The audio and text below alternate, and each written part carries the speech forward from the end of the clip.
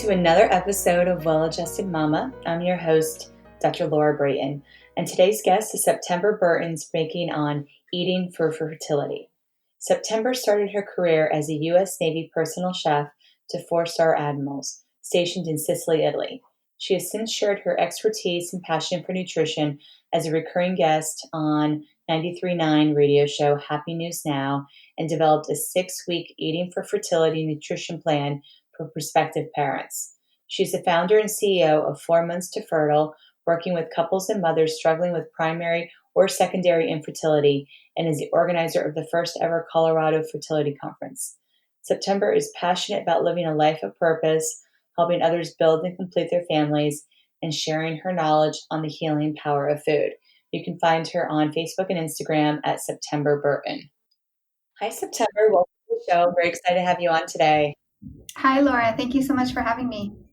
So I'm really excited for you to share about your personal story and really, your life's passion for healing the body with food, and specifically how food is healing regarding fertility. So let's start off with talking about who you are and what's your stuff. Yeah, sure. So I'm a mother of 7, and I actually struggled with some secondary infertility after my 3rd child. So I had 3 babies, and then pregnancy number 3 was very different from 1 and 2. So I could tell that something in my body was not quite right. It was a lot more painful, a lot more discomfort. The labor was a little bit more intense. The delivery was a little bit rough. He got stuck in the birth canal, and he was a bigger baby than my previous 2 had been. So there were just a lot of things that just didn't seem quite right. Then when I went to get pregnant with number 4, I just had back-to-back recurrent miscarriages. I just couldn't seem to keep or hold on to a pregnancy. And so at that time, I was studying nutrition and, going through a program for holistic nutrition. And I decided to take all of the knowledge and all of the information that I was learning through this course and apply it to myself and see, kind of what happened. And then I did end up getting pregnant. It did work. And that pregnancy obviously stuck. And Gracie is now 7.5, going on 8 years old, actually. That was quite a while ago. Once it worked, once I kind of corrected my body through nutrition and figured things out, then I was able to actually get pregnant even 3 more times after that. So now I have a total of 7 children, including a set of twins. Wow. So it worked really, really well for me, obviously. And when I realized how well it worked for me, I thought, well, I think that this is sort of my life calling. I think that I'm supposed to go out and help other people do the same thing. So I've been working with couples to improve their nutrition and, be able to get pregnant naturally. Mm-hmm. That is so cool. I mean, I'm a mother of 1 child. I can't imagine having 7. That sounds so busy. It's busy, but it's so much fun. They're so wonderful. So, yeah. So cool. And so what's your the range of their ages? So my oldest is 15 now, and then the twins are 2. Mm-hmm. So, and then kind of everything in between there. Wow. That's amazing. And like you said, you got pregnant naturally with all of them. You didn't have any hormones or any interventions? No, the only thing that my midwife at the time when I was having those miscarriages, the only thing that she really offered me was, she said, when you get pregnant again, just come in right away and we'll give you a shot of progesterone to see if that helps it stick. But I didn't end up going in for that shot of progesterone, so I didn't end up doing anything at all. Wow. So share your secret of how you went from having recurrent miscarriages to being able to have full-term healthy pregnancy. Well, I think for me, being a child of the 80s, I grew up on McDonald's and Kraft macaroni and cheese and cold cereal. My mom was a single mom, working mother. And so that was really what my diet was. I mean, she would cook, and she was a really good cook when she did, but she was busy and working, and so wasn't necessarily available. The 80s was when they pushed carbs and low fat and those kinds of things. And so I think that having that in my brain as I grew into an adult, that was kind of the way that I thought you were supposed to eat. I thought that fat was bad and eat lots of carbs because carbs don't make you fat, which of course now we know the opposite is true. But that was how, when I was 19, 20, and really until my late 20s, that was kind of the ideology that I followed and accepted. For me, it was about embracing fat. That was step 1. I had to embrace fat. And then I also started eating tons and tons of vegetables. I did the green smoothies, I did juicing. I bought a really, really high quality juicer and started juicing every day and just trying to really pack the nutrition into my body as much as possible. So that was kind of it was about getting as many vegetables as possible and then adding in the fat and not being afraid of fat. Mm-hmm. Yeah, we really were brainwashed in the 80s and even early 90s that all fat is bad, fat makes you fat, and Yeah. that causes, heart disease. And it's like, wow, we've come a long ways. For sure, we have. And then, the understanding that we have of sugar now too, I think is huge. And so I gave up sugar completely, but I'm such a sweet tooth person that I couldn't give up sweets. And so what I've learned is that, if you Google like raw desserts, raw vegan desserts, sorry, that word was escaping me for a second there, but raw vegan desserts, then you can get some great recipes, things that are sweetened with dates and honey, unfiltered honey, things like that that totally satisfy your sweet tooth and are absolutely delicious, but they're also packed with nutrition and they're not robbing your body of nutrients like sugar does. Hmm. Yeah, exactly, especially processed sugar. Yes. So that makes a lot of sense. And sugar is very addictive too, we've learned. Like a lot of packaged processed foods do have processed sugar in it, and it becomes like a drug. Yeah, they've been able to show through neurological studies that it's actually even more addictive than cocaine. So it's pretty intense stuff. Yeah, wow, more addictive than cocaine. That is very intense. Yes. And it's sad too because you'll see, like, let's say someone is overweight and wanting to lose weight and get to a healthier body weight, but they're so addicted to the sugar, it's really hard to change the way they eat. So if somebody's in that position, especially a couple who are looking to conceive a healthy pregnancy, what do you say to them? One of the first things is that when your body is craving sugar or when you feel that craving for sugar, what your body is actually asking you for is fat. And very oftentimes it's the omega-3, specifically fatty acids, that's what your body is asking you for. And so if you get on a very high quality fish oil supplement with lots of omega-3s, then that can really help curb those sugar cravings. Another thing is just balancing out your blood sugar, which happens through eating lots of vegetables, not eating all the time. You want to actually space your meals out. The whole 6 meals a day thing was not good advice at the time. So you actually want to space your meals out, allow your body to learn how to balance its own blood sugar because your body, it's designed to do that. That's part of the grand miraculous design is that you should be able to go without food for a while. So really getting on the vegetables, getting off of the sugar as much as you can, substitute it with some good healthy fats. And if you can't stop those cravings, if they're still there, then like I said, go for the raw vegan desserts. Because there's still sugar in there. It's just it's a natural sugar. So it's very different. And, I think it's important to say that I think you and I are on the same page. So we know that when we say sugar, we're talking about the white, refined, granulated stuff. Right. But, fruit has sugar in it and grains have sugar in them. And so sugar is all over the place as a natural thing. When it's not refined, it's perfectly fine. So yeah, you just need to be careful and find substitutes. That's what I like to do is rather than having people feel deprived of what they love, it's like, okay, let's take what you love and let's substitute it with this. Do you like it as much? If yes, fantastic, we're good. If not, let's keep digging. Let's find you something. So, because I don't believe that food is about deprivation ever. Food is our fuel for our body to allow our bodies to run. It's like expecting our car to drive without any gas in it, right? So Yeah. physiological. So it's like, okay, we want to thrive, we want to feel good, we want to have energy and vitality, and we have to put good fuel into our body. Yes, absolutely. And I would add one more thing too. You mentioned if the sugar cravings are persisting, even when you bring in increased like healthy fats in your diet, it could also be an underlying candida overgrowth. So I think that's also important to note, like if the yeast in your body is screaming for sugar because that's what they need to live, then Yeah. there's an opportunity to look into doing a candida cleanse. Yes. I appreciate you throwing that in there. I hadn't thought to say that, but yeah, that's absolutely true too. Hmm. So I know that you work as a health coach with a surrogacy business, correct?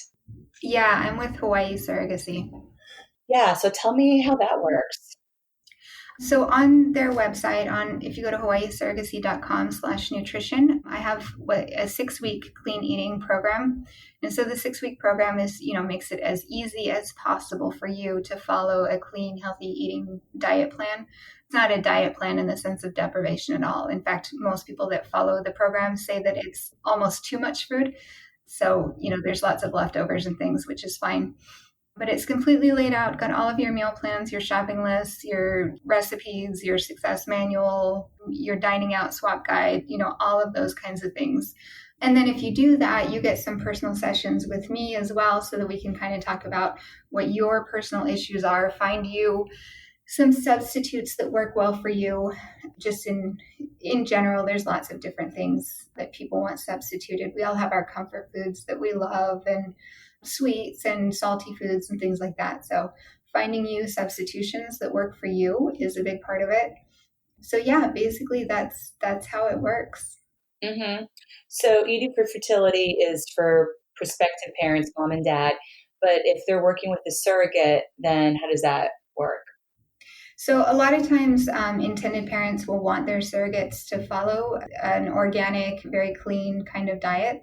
And so this is just a great option for the intended parents to give to the surrogate, so that, she can follow this kind of a clean eating plan and have it as easy as possible for her. Oh, okay. Or also sometimes maybe the parents' egg and sperm are the ones being used with the surrogate. So therefore their genetic material, they can still eat very healthy before that's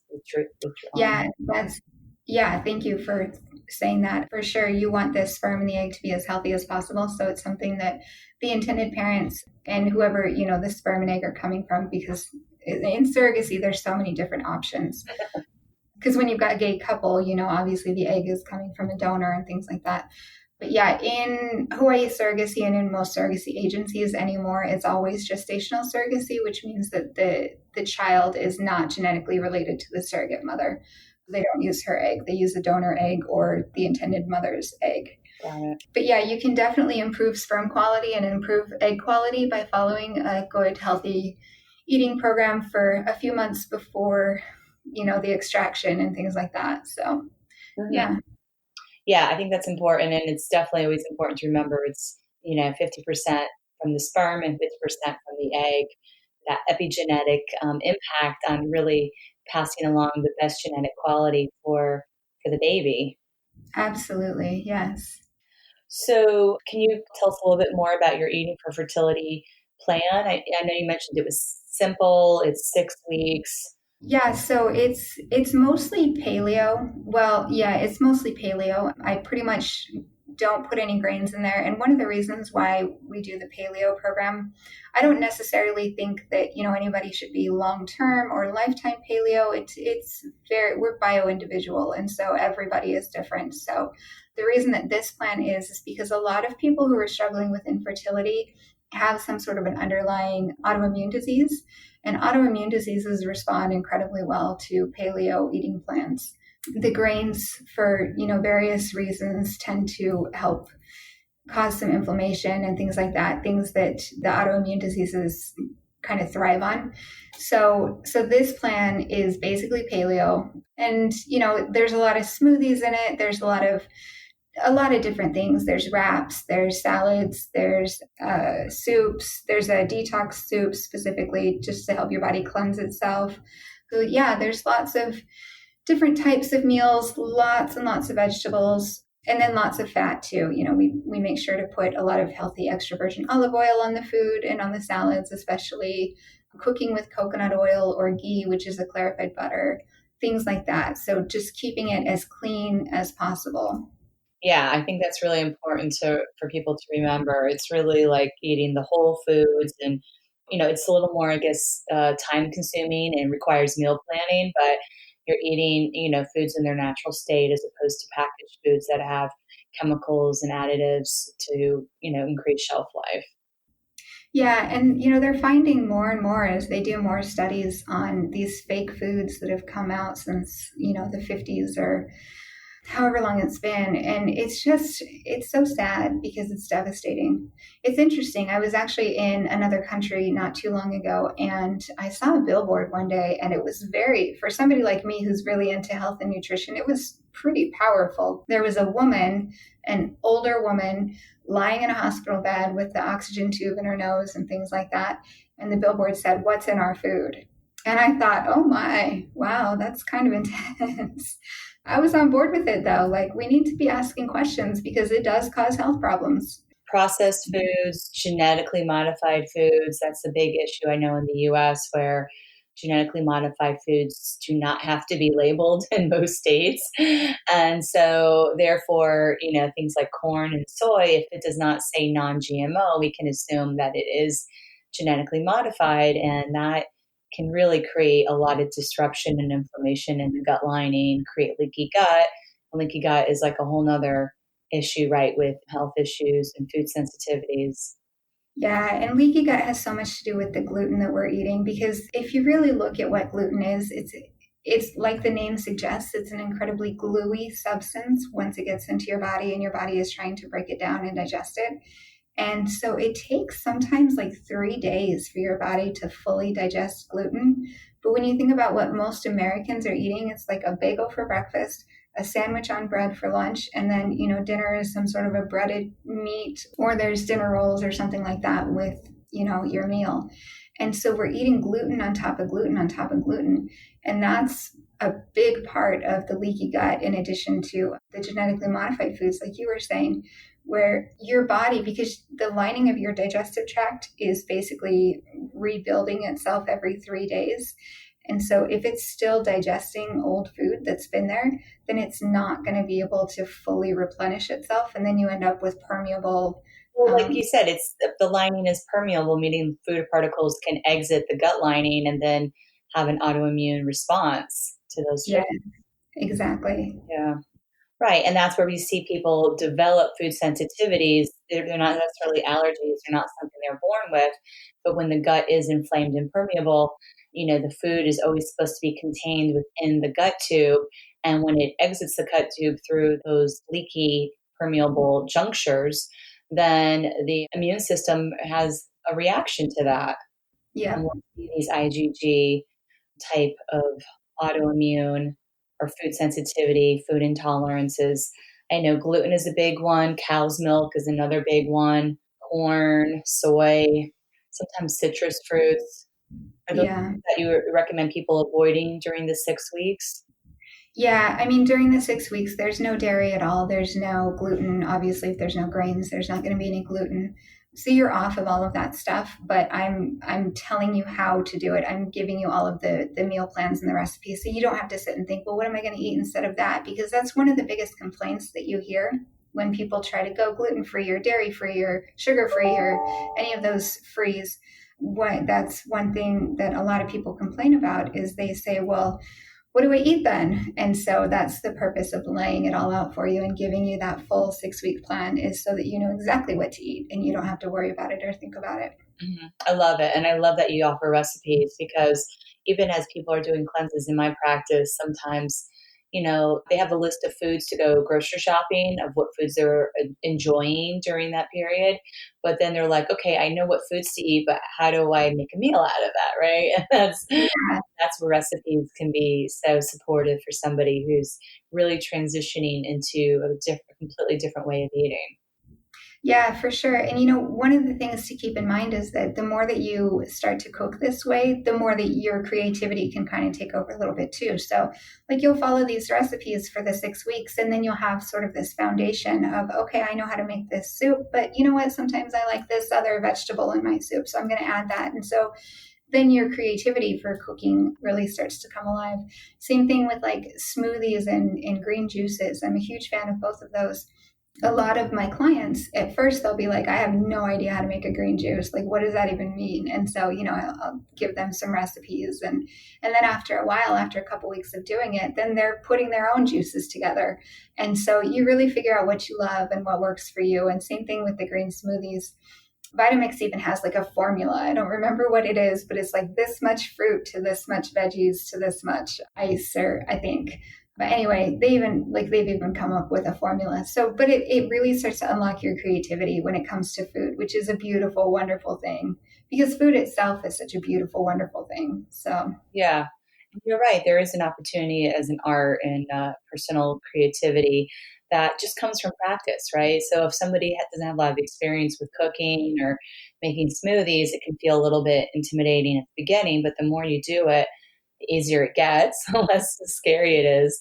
Even for myself, now that I have a young child, I've made an effort to cook at home more. And what for me also will come up is like, okay, if I used to make that recipe, but I don't have that vegetable in the house, but I have another vegetable in the fridge. Like it's like sometimes there's just that fridge clean out, right? The day before you go to the grocery yep. store. And it's like, okay, well, what can we substitute because I have it on hand and in house instead of like going to the store every 2 days and buying only the ingredients on these recipes. You get to have a little flexibility and adaptability in your life.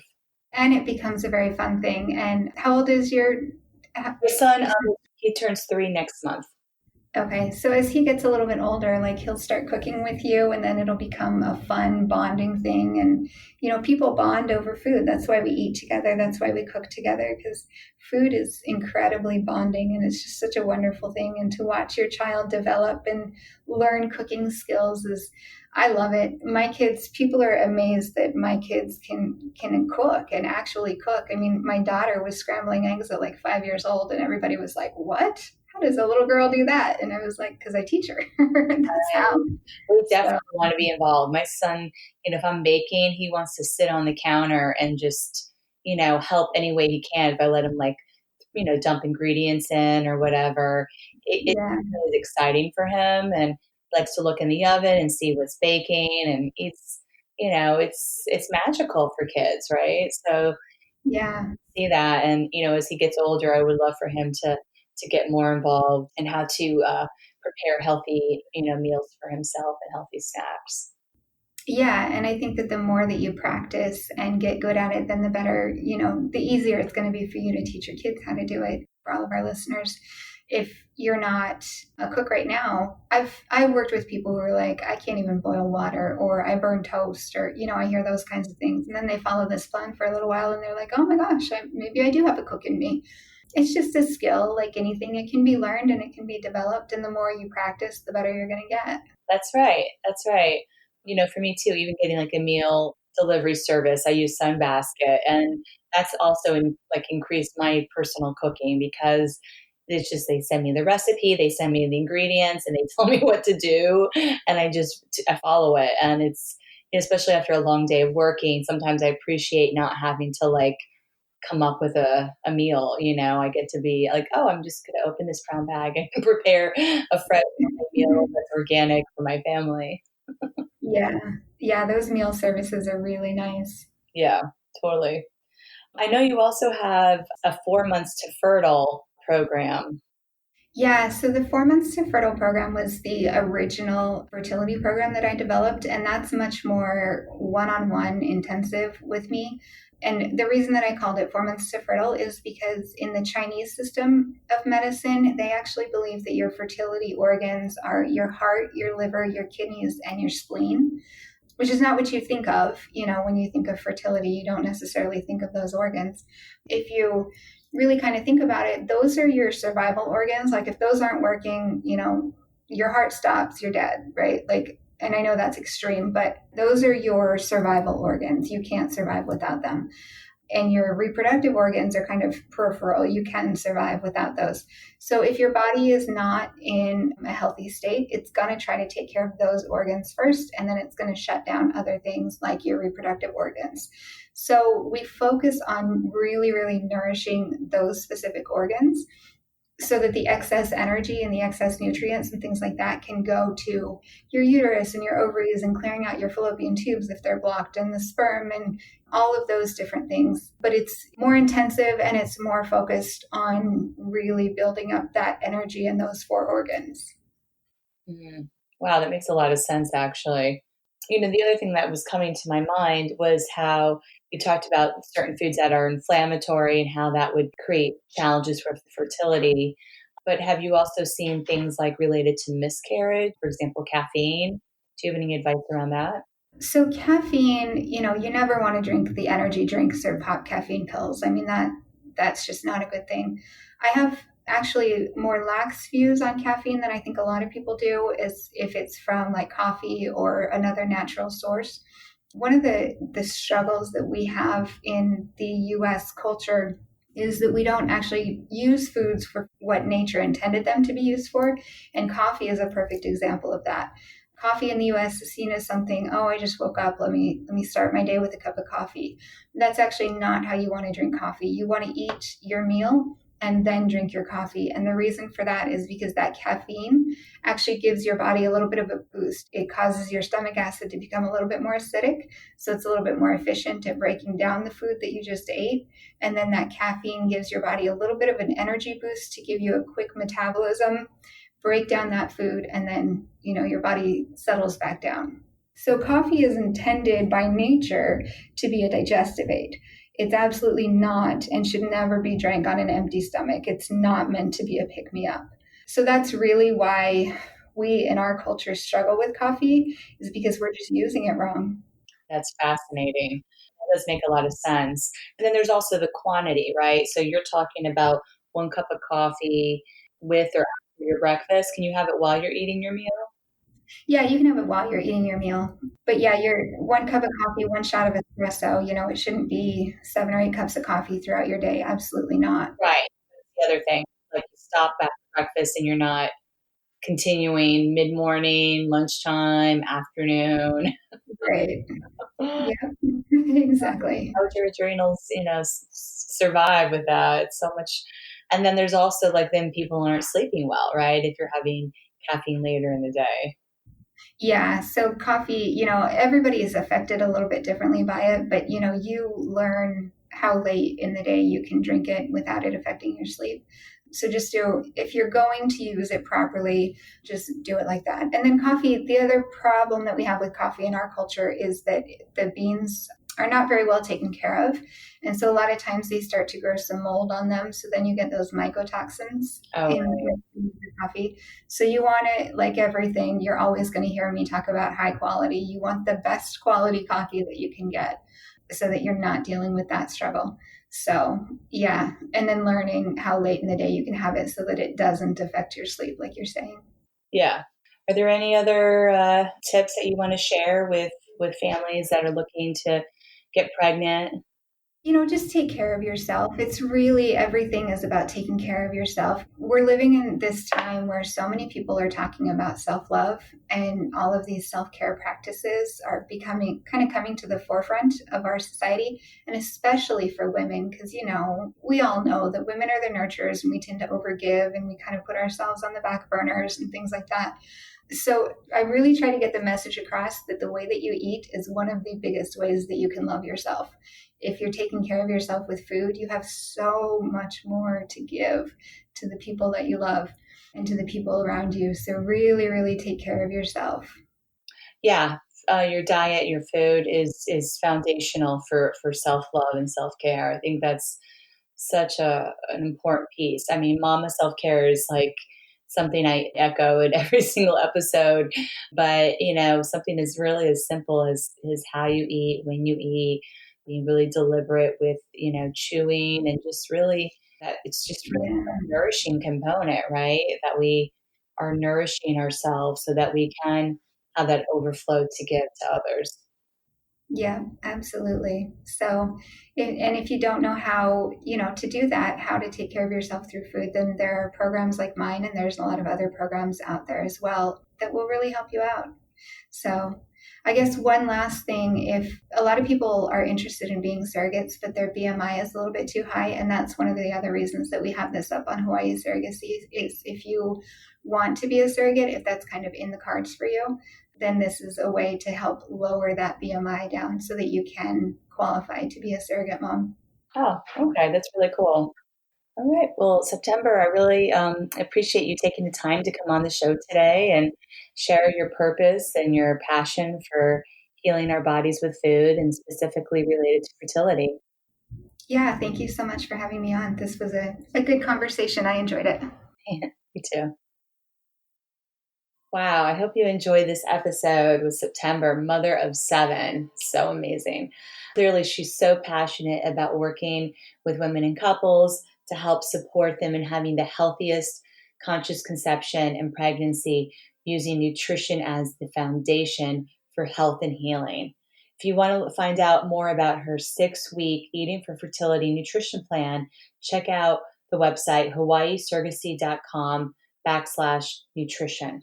And don't forget to follow me at Brayton Birth Method on Facebook and Instagram. As a podcast dedicated to empowering families on making the best decision for them, I know how important it is to have choices. The Homeschool Buyers Co-op is the world's largest buyers club for homeschooling families. They have amazing free resources available on their website. And did you know it's free to join the co-op? They have the world's largest database of free homeschool curriculum, an incredibly cool free homeschool ID card generator, an amazing guide to field trips that are ideal for homeschooling families, as well as free webinars to help families that are making the transition to homeschooling. Go check out their website at homeschoolbuyerscoop.org and register for a free account with the code ADJUSTED to receive 5,000 smart points, which is equal to $5 toward anything available on the co-op.